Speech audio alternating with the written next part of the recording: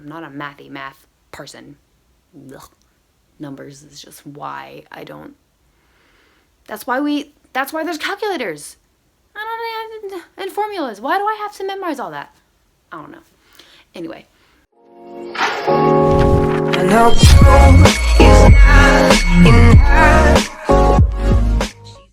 Hi guys, welcome back to my channel. If you are new here, welcome. My name is Stephanie and this is a recovery channel. And if you are returning, thank you for your subscription or just watching my videos. Today we are going to be doing part 3 of my eating disorder story, which is the last part and involves after treatment, being okay for a little bit, and then relapse. So that's what we'll go into. Excuse the wet hair. I've just taken a shower and I am all clean and ready to go. So let's get into it. So I believe we left off with okie dokie. I was gonna say but I was like no, so I switched to okie dokie, which is not really any better. Let's see, I got back from treatment. I still had about minimum of 10 pounds to gain. The goal was to get to 20. I'm gonna mention numbers, not super low numbers, but kind of what my goal was. Keep in mind, I'm 5'8", or I was 5'8", now I'm almost 5'9". I came back from treatment and I was about 110, 111 maybe. And the goal was to get minimum to 120 by a certain time. I don't remember the time frame, but there was a time frame. So I had a dietitian and a therapist. Yeah, things went pretty well when I first got back. The family was trying to adjust, figure out how to be around me, how to eat and stuff, and I was doing really well. I was eating what I was supposed to. Honestly, I don't remember a whole lot about that time. I just know that it was very good. My family was much at a better place and accepting and forgiving, which was great. I had to work hard to gain back their trust, which did come with time. But my parents were not allowed to be the food police. I was supposed to make most of my own food choices, which I did well because I had been taught pretty well in treatment how to do that. And yeah, so that's really all I remember about like the first 2 years after treatment. Things were going great. I got back from treatment 2010 in May. And then I graduated high school 2013. I remember that's when things started to change. Old habits and unhealthy habits were starting again. So, I forgot to mention, I did get to 120 and then I ended up, my highest weight I think was 138. I just remember certain habits happening and I was still at a healthy weight, but they were not healthy habits. And looking at it now, I'm realizing that's when the binge, purge, restrict cycle started taking place. And when I say purge at this point, I didn't throw up exercising for 3 hours after I'd eaten a lot or taking laxatives. So, all right, so let me back up. I started doing this thing where before a big event, I would restrict massively. Like I literally maybe wouldn't eat the entire day beforehand so that I could eat a lot at this event, or so that I had the freedom to eat a lot at this event and wouldn't feel guilty about it. And so that would be like Wednesday nights and Friday nights and Sunday nights were the nights that I had my binge episodes. And so I really wouldn't eat anything Wednesday all day, and then Friday all day, Sunday all day. I just wouldn't eat because there was events on those nights that I felt like I had to save up for. And I was still at a healthy weight because I wasn't doing a whole lot of compensatory stuff except for that. Not eating beforehand, but that I would eat a ton at night, and so I guess that made up for it because I really wasn't losing weight at that point. But honestly, that behavior went on for probably like 2 years because I remember it happened through I was graduating high school. I remember doing it the day of my graduation, not eating, and then eating a bunch, and just I would eat to the point where I felt so sick. Like it definitely, I didn't know what it was at the point, but it was definitely a binge. But I didn't know how to throw up. I didn't do any of that. The next day I would wake up super early and head to the gym, and I would run 6 or 7 miles on the track, and then I would go downstairs and do the stair stepper for about 30 minutes, and then I would do like the elliptical. I literally was there for like 4 hours and just running, and then I wouldn't eat the rest of the day. Literally, my life was revolved around food again, and so So that was that, and that went on from 2013, 14, 15, like that was going on for a while. And so, I mean, I didn't think it was as bad. I just kind of had these cheat days or nights, and I just would make up for it by not eating. And that's a disorder, and that's not healthy, especially coming from someone who's had an eating disorder. So that's kind of what was happening. I was at a healthy weight. I was still at 135-ish, and graduated high school, started college, joined the college group at my church. That was fun. Getting into the relapse. I transferred to UNT, and my degree was kinesiology with a health promotion minor. Kinesiology is exercise science, for those of you guys that don't know. And that probably wasn't the best thing for me to be exposed to or learning a whole lot about, as I was having problems with it myself. So I took a lot of exercise classes. A lot of PE classes are required for that. Like, you have to actually go and take a running class and a weightlifting class and a volleyball class and what else? I took yoga and Pilates and volleyball and racquetball. So all those classes are required. My eating disorder like that. So honestly, I started losing weight probably about 2 years ago. I dropped to about 120. Oh gosh, I forgot to mention food intolerances. We're gonna rewind a little bit. I knew there was a major part of this I was forgetting.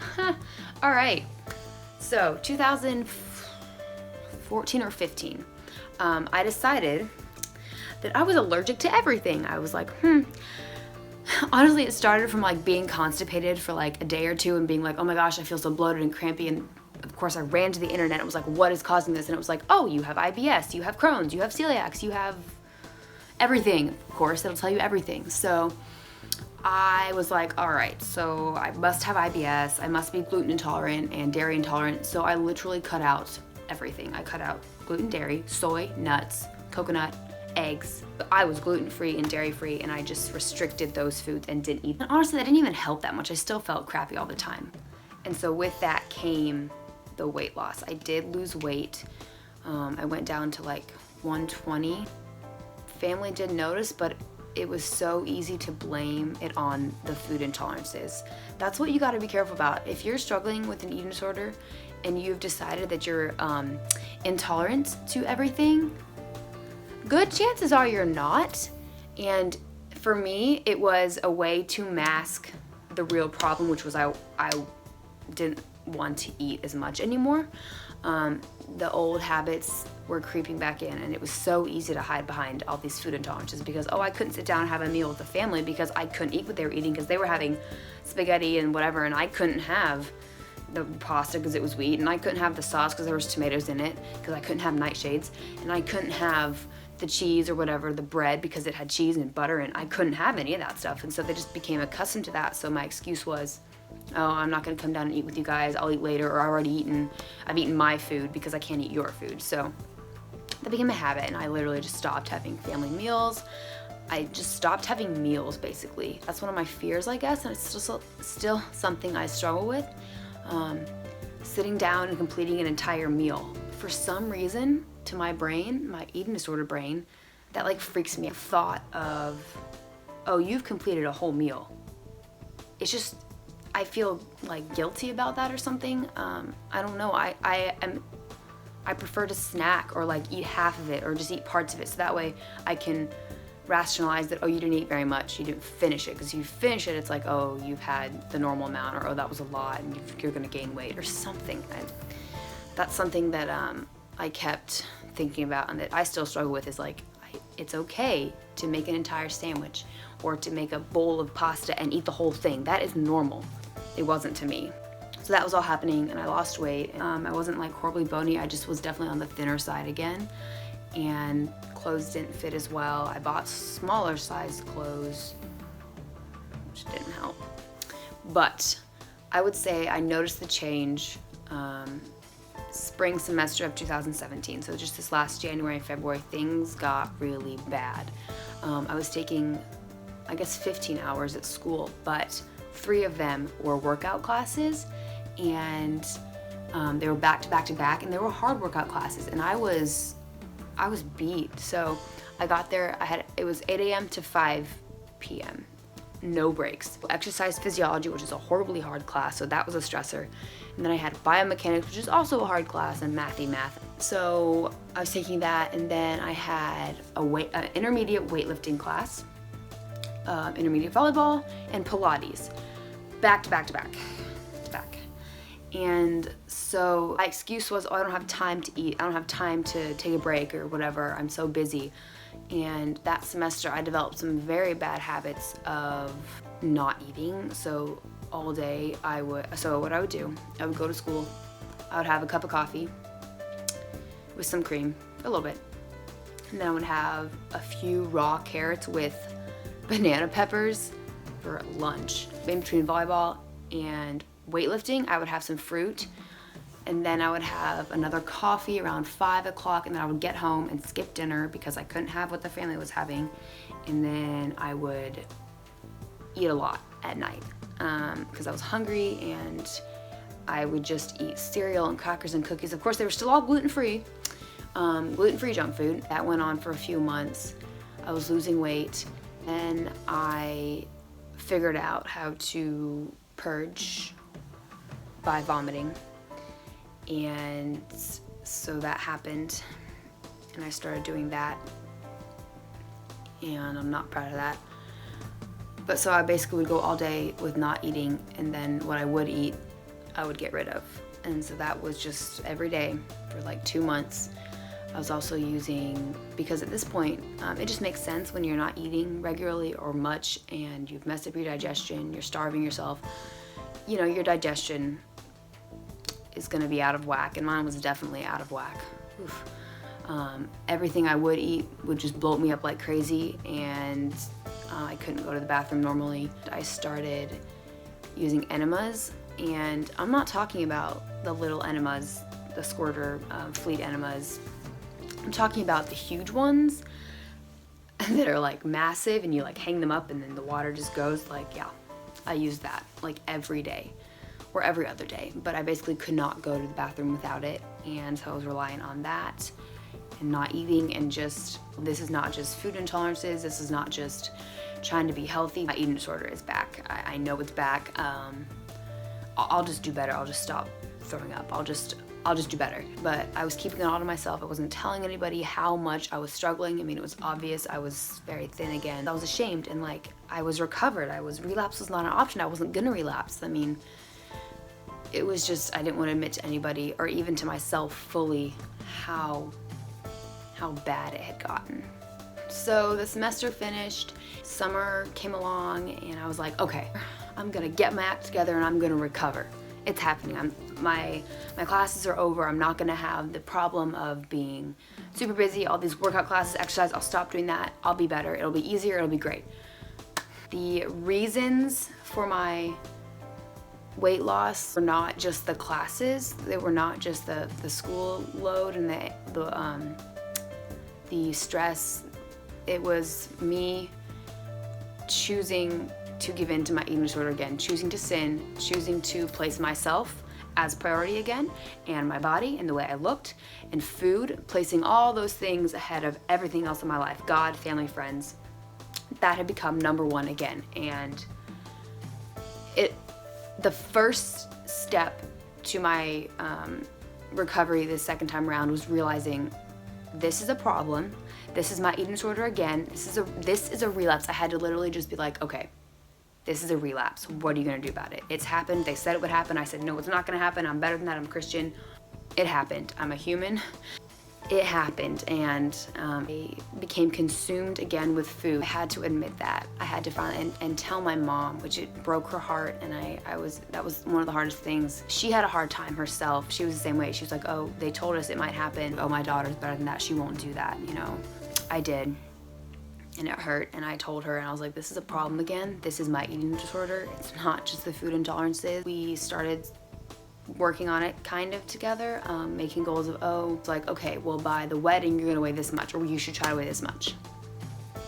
That didn't happen. In the first part of summer, I wanted to get better, but I wasn't ready to fully give in again. I was still controlled by food. I still wasn't giving in. I did stop the laxatives I had a good moment where I took it and I like shredded up. I cut it up, I shredded it up, it's gone, it's done. No more using that, which let me tell you, it took a while to get over that because yeah, I literally didn't go for like a week or two after stopping that because I'd become so reliant on it. It took a while to undo that damage.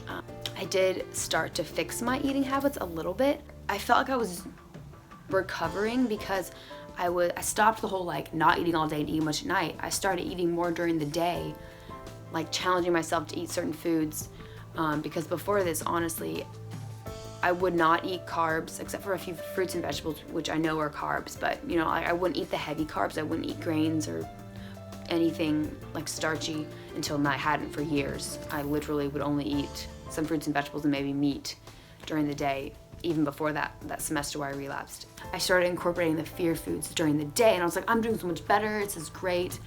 But definitely still wasn't enough because I wasn't gaining weight. I was still compensating and I would still have these binge episodes and I wasn't always purging, but so I didn't do it a whole lot, but I did, especially if I ever ate more than I felt like I should have or felt that uncomfortable full feeling, I most likely went and did it. So it was like this quasi recovery of kind of like, I know I need to get better. I've told my family about it. I'm seeing a dietitian unofficially, a friend that was a dietitian, and she was like, you need to eat this and this. And we kind of had a meal plan, but I didn't really follow it. So that was like all of summer. I hit my lowest. People started noticing at church like, hey, she looks really bad. What's happening?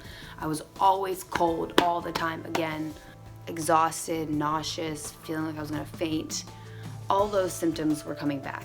Oh, and this is where I'm gonna answer the question. I did get a question from somebody on YouTube. They said, I was hoping that you could talk in more detail about how you actually made the decision to embrace recovery and all the challenges that come with it. Like, could you talk about what led you to that place, what your thoughts were, etc.? Like, what was it that enabled you to turn that corner, if that makes sense? Thank you for sharing. Okay, so yeah, I just kind of just like, oh, well, this is me, this is my life again, and I was kind of living with it. Like, I kept saying I'm doing better, and I did challenge myself sometimes and eat better-ish, but not enough, and I wasn't, and I knew that, and I was okay with that. So I hadn't really embraced recovery until like June, August, and I was just like, things have to change. I'm not going to mention how low it was, but it's the lowest I had been before, even before when I came back from treatment. I hit lower than I was at that point.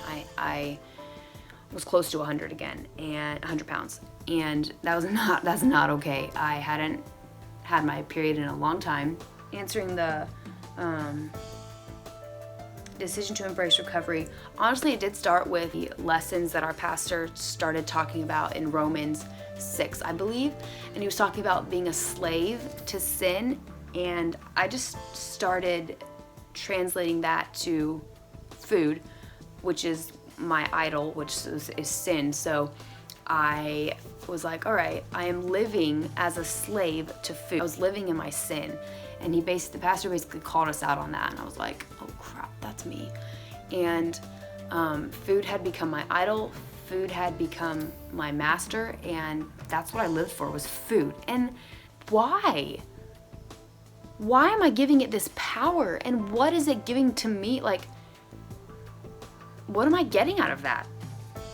Nothing. It's taking my life from me, honestly. It's so irrelevant in the grand scheme of things, how much you eat, what exactly you eat. Did you get a carb? Did you get a vegetable? Like, who the heck cares? Except for you. Like, yeah, you need to be healthy and have moderation, but like, it should not control your life. And it was so controlling my life again, and it was dictating my actions.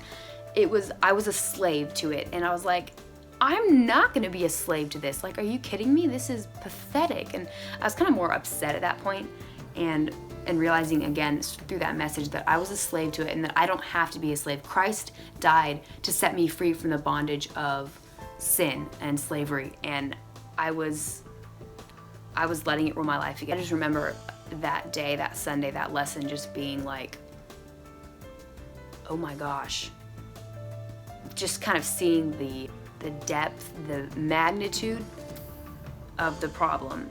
And it came from way deeper than just food intolerances and food in myself. It came from my heart and thinking that I had control and that I could do it again, and I couldn't.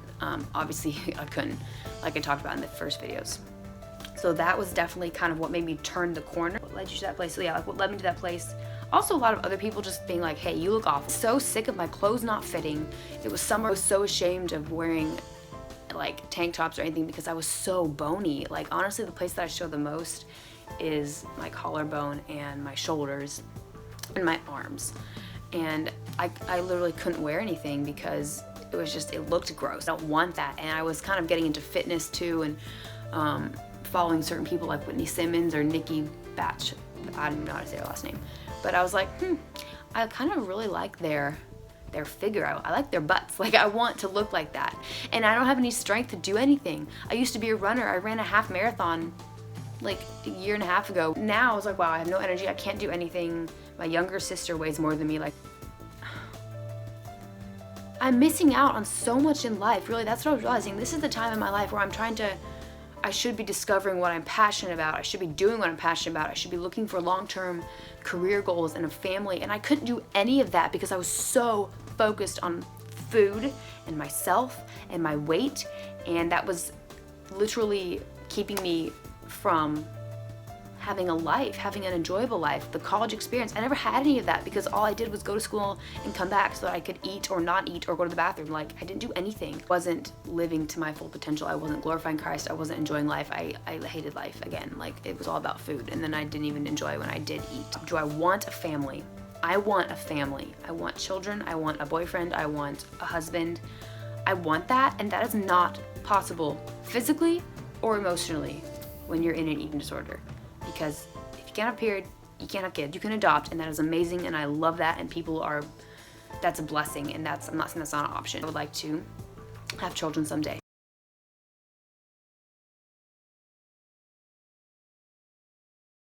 This is how it works for me. Why am I not eating? Because if I eat right now, I can't eat later, and I like to eat more at night. That's just the way I am. I like to have snacks when I watch a movie with the family or something. I like to eat more at night. So my thought was, okay, if I want to be able to have freedom to do that, I cannot eat now because I have to save the calories for later. Okay, so that's why I can't do that. Why can't I eat now and eat later? Oh, because then you've eaten too much and you'll gain weight and then you'll get fat. If I gain weight, first of all, right now I need to gain weight, so I need to be doing that. But if I'm hungry right now, why would I not eat right now? And if I'm hungry later, why would I not eat later? What's the problem if you just have a healthy body? Like, why is that bad? It's not. Like, you just think about it and you're like, well, why am I even doing this? Like, when you really break it down, it just doesn't make sense. I'll have those thoughts, I'm like, oh no, I shouldn't be doing that. But I'm like, yes, I want a healthy body again. I want to gain weight. I want to be healthy and strong. So why would I not eat right now? I have to break it down, and then it comes down to, it does not matter what size you are. It doesn't matter. That's not what life is about. Yes, I think you need to be healthy and eat in moderation. It's okay if you're curvy in places. That is fine. That is beautiful. Like, even if it wasn't, like, who are your family members not gonna love you? Is Christ not gonna love you? Is that what you want your life to be about? You have to ask yourself that. And when you stop and just think about it, it's like, no, that's not what it's about. I want to be able to enjoy my life. Like, that's what really helps me, is just breaking it down. And then when you break it down, you realize that how irrelevant it is and how it doesn't matter. It really doesn't matter. And if I eat an extra cookie right now, yay for me, it tasted good, and that's fine, and that's freedom, and that's just part of life. And my goal is to get to the point where I don't care, I don't think twice about it.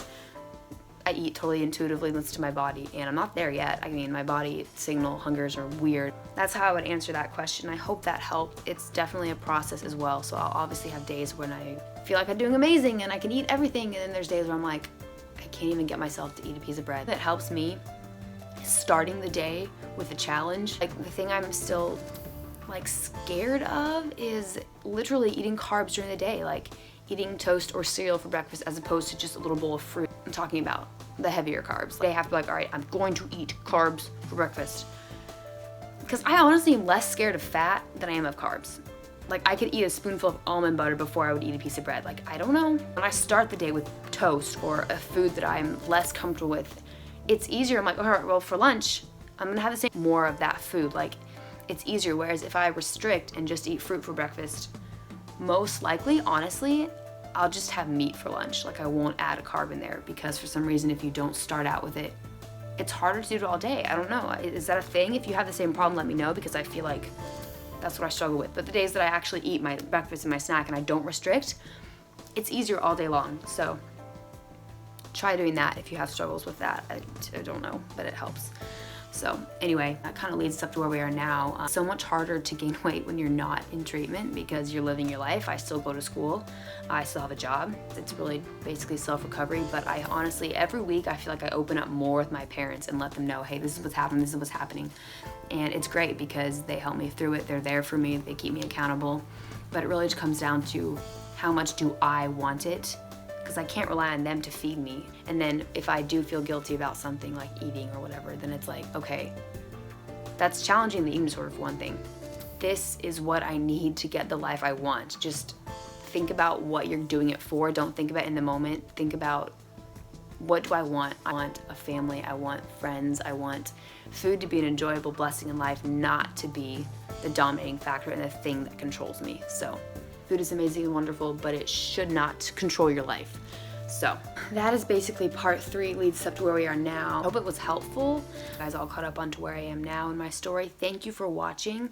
If you have any questions or comments, please leave them below. That's totally fine. I'll do my best to answer them. Follow me on my Instagram account. I actually post a lot there. I will see you guys in the next one. Thanks for watching. Bye.